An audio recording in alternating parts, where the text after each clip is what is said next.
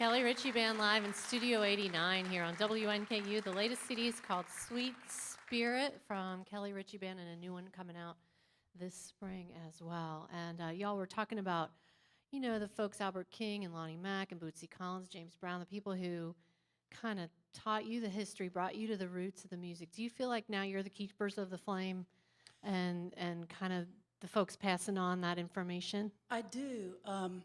I teach and I've taught almost as long as I've played. Freekbass teaches, Bam does a lot of production and producing. You know, I think it's really important to keep music, live music, alive, Yeah. as well as to educate people as to where our music comes from. Again, I'm as guilty as anyone can be. I didn't know. And it's a fascinating story. And I think that blues music shows up in everything. It gave birth to rock and roll, funk. I mean, it's the foundation of all of it. And that's the common thread that the three of us have, is that conversation, that real simple, very, you know, just primordial conversation where it's just about the groove. Yeah.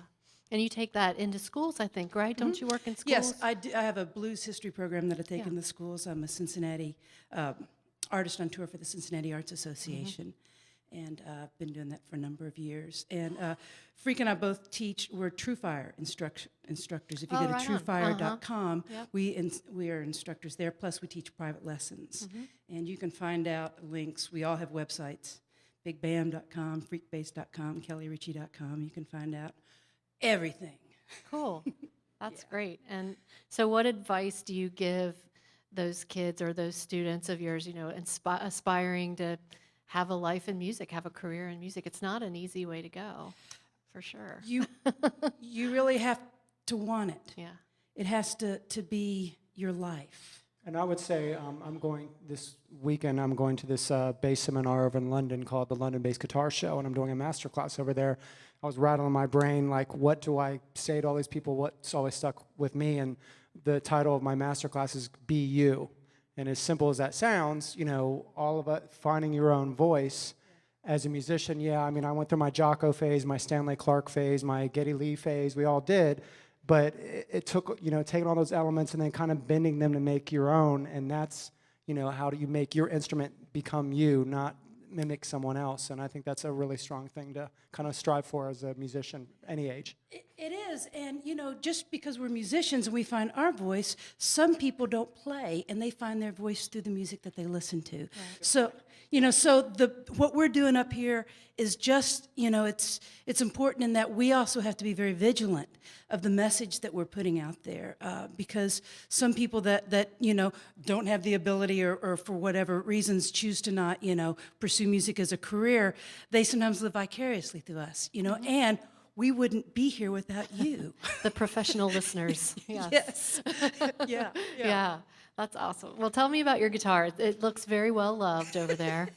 Your Or little just Fender. the opposite, yeah. Actually, every scratch, I'm proud to say, every scratch and dent I put on this, I got this in 1981. I'd wanted a white guitar. I'd seen the Midnight movie Woodstock, and Jimi Hendrix played a white guitar, and so I was waiting for one. The guy that ran a little mom and pop music store, Fred Moore Music, down in Lexington, where I taught and learned how to play and kind of grew up, he didn't have a dealership. You know, he didn't have Fenders. He had to get some in, so he couldn't find one. But he found this. He had a friend of his that was a Gibson man. He didn't play Fenders, and this is a 1965.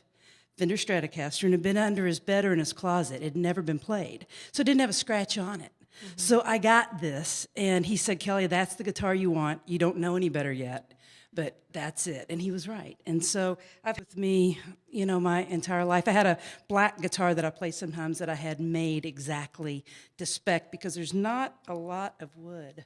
I mean, it's literally worn down. You know, there's hardly any rosewood left on this, but. You know, this is my pride and joy, and I put a Kaler on it. That's for those guitar geeks out there. I cut a hole in this thing. Again, lesson learned.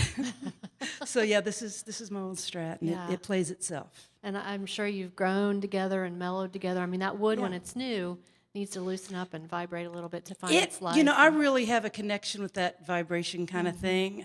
And it really, I don't care if people say it's woo-woo or not, I know what this thing feels like juxtaposed to other instruments.